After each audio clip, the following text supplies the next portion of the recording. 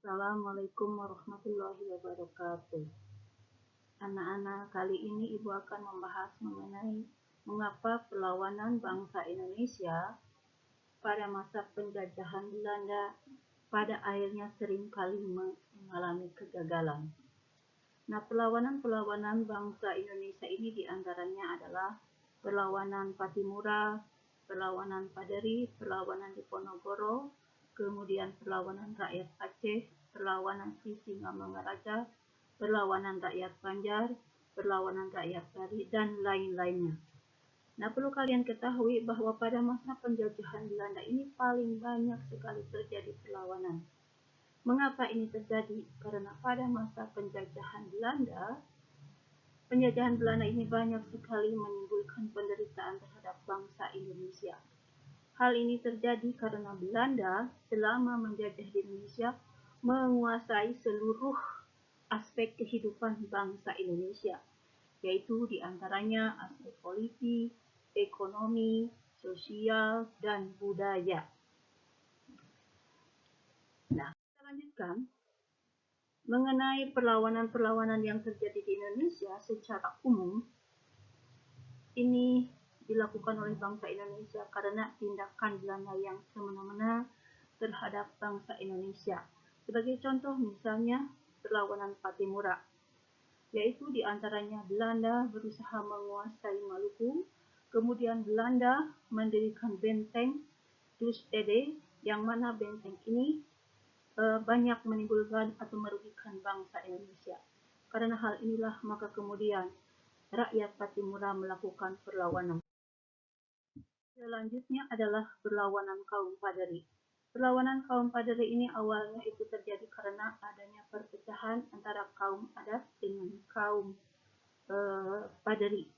Kaum Paderi ini adalah tokoh orang-orang yang taat beragama, sementara kaum adat adalah orang yang sudah memeluk agama Islam tapi masih mempertahankan hukum adatnya. Nah, pertentangan ini kemudian dijadikan kesempatan oleh Belanda untuk ikut campur di dalamnya, sehingga kemudian Belanda membantu kaum adat untuk menindas kaum Paderi. Selanjutnya adalah perlawanan Diponegoro. Nah, perlawanan Diponegoro ini disebabkan karena dua sebab, yaitu secara umum dan secara khusus. Secara umum, ini terjadi karena adanya penderitaan rakyat Mataram selama penjajahan Belanda, yaitu diantaranya Belanda mengeluarkan pajak yang memberatkan rakyat. Kemudian ulama kecewa terhadap bangsa Belanda karena Belanda membawa kebudayaan-kebudayaan yang bertentangan dengan ajaran agama Islam dan sebagainya. Nah, itu saja mungkin tentang contoh-contoh perlawanan bangsa Indonesia terhadap Belanda. Seperti yang sudah saya katakan tadi, bahwa yang akan dibahas ini mengenai akhir dari perlawanan, yaitu diantaranya mengapa perlawanan di Indonesia ini pada masa penjajahan Belanda ini seringkali mengalami kegagalan.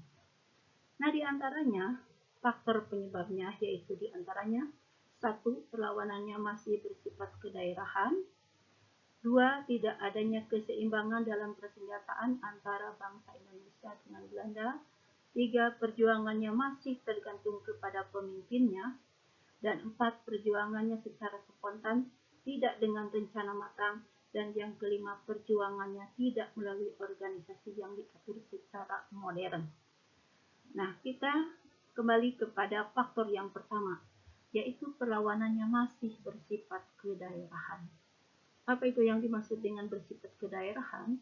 Yaitu maksudnya perlawanan yang dilakukan oleh bangsa Indonesia ini masih bersifat lokal atau belum ada koordinasi dengan daerah-daerah lainnya. Jadi mereka ini hanya memperjuangkan daerahnya masing-masing, atau dengan kata lain, belum lahirnya persatuan dan kesatuan antar daerah. Berikutnya yang kedua, tidak adanya keseimbangan dalam persenjataan antara bangsa Indonesia dengan Belanda. Mungkin kita lihat ya dari foto-foto atau tokoh-tokoh pahlawan kita yang selalu membawa senjata, yaitu contohnya Patimura. senjatanya yaitu masih sangat sederhana, yaitu membawa pedang, semacam pedang. Kemudian Pangeran Diponegoro membawa keris, sementara kemudian orang Aceh membawa rencong dan sebagainya. Berikutnya yang ketiga adalah perjuangannya masih tergantung kepada pemimpinnya. Artinya di sini jika pemimpinnya itu ditangkap oleh Belanda atau mati tertembak oleh Belanda, maka perjuangan itu pun padam, tidak ada kelanjutan lagi. Dan yang keempat, perjuangannya secara spontan atau tidak dengan rencana matang. Jadi perjuangan itu dilakukan secara tiba-tiba jika mereka ini sudah tertindas oleh Belanda. Dan yang kelima, perjuangannya tidak melalui organisasi yang diatur secara modern. Nah, mungkin itu saja mengenai faktor-faktor penyebab mengapa perlawanan di daerah ini seringkali mengalami kegagalan. Ya. Assalamualaikum warahmatullahi wabarakatuh.